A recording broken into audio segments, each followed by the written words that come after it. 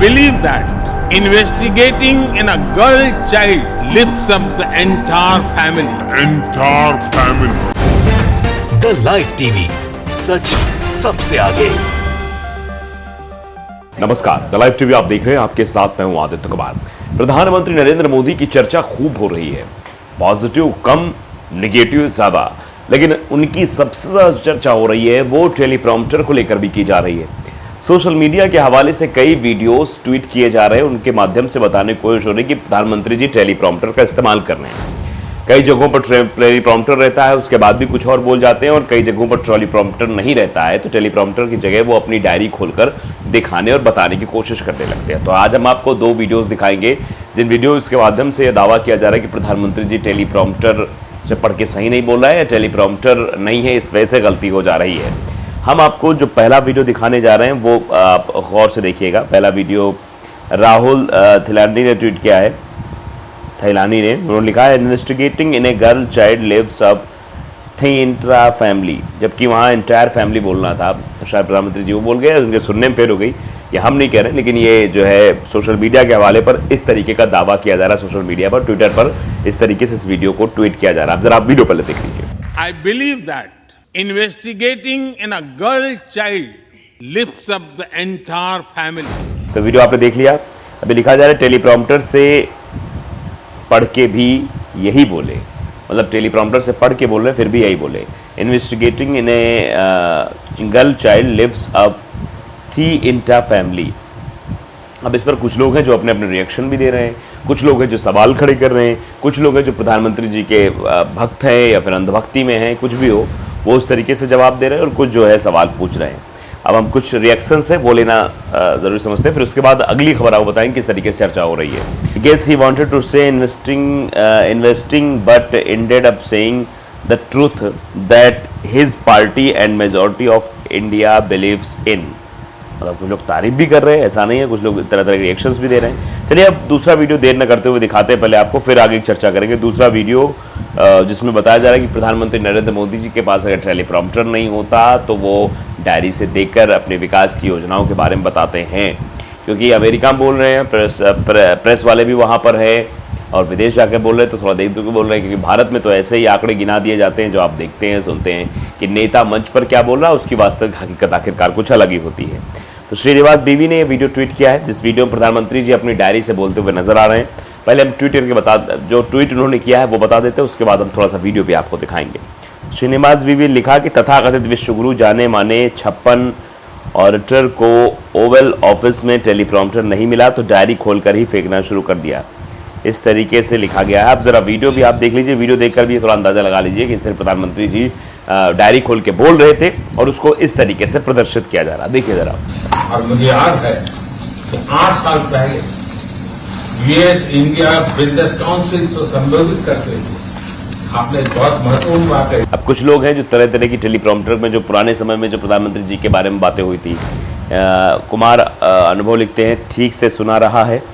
मतलब ये पुराने समय में जब प्रधानमंत्री जी की एक वीडियो वायरल हुई थी तो उसमें प्रधानमंत्री जी ने बोला था, कहा गया था कि टेलीप्रॉम्प्टर गलत होने की वजह से प्रधानमंत्री जी ऐसा बोल गए हैं। और कुछ लोग पुराने वीडियोस भी शेयर कर रहे हैं। एक राजेंद्र मीना है, आगे राजेंद्र मीना लिखते हैं मनमोहन सिंह सरदार भी थे और असरदार भी। ये मनमोहन सिंह का वीडियो ट्वीट करते हुए लिख रहे हैं। तो आप समझिए किस तरीके से वीडियोस ट्वीट हो रहे हैं और सवाल पूछा जा रहा है कि प्रधानमंत्री नरेंद्र मोदी जो टेलीप्रॉम्प्टर से बोलने वाले नेता बताया जा रहे हैं कि भाई टेलीप्रॉम्प्टर से बोलते हैं, टेलीप्रॉम्प्टर से बोलकर अपनी बातें रखते हैं। एलन यादव लिखते हैं कि देशवासियों को अब समझ लेना चाहिए कि उनका प्रधानमंत्री योग्य नहीं है। जो आपके मन में है उसको बोलने के लिए दूसरों के द्वारा लिखा हुआ कागज़ पढ़ना पड़े। इससे साबित होता है कि इनके मन में कुछ और है और बोल कुछ और रहे हैं। तो ये भी कहा जा रहा है भैया इनके मन में कुछ और है, बोल कुछ और रहे हैं, और हिंदी में बोल रहे हैं और वो भी लिख के बोल रहे हैं। ये भी सवाल लोग खड़ा कर रहे हैं कि भैया किस तरह की चीज़ें। कुछ लोग जो है वो समर्थक भी हैं जो समर्थित होकर बातें कर रहे हैं।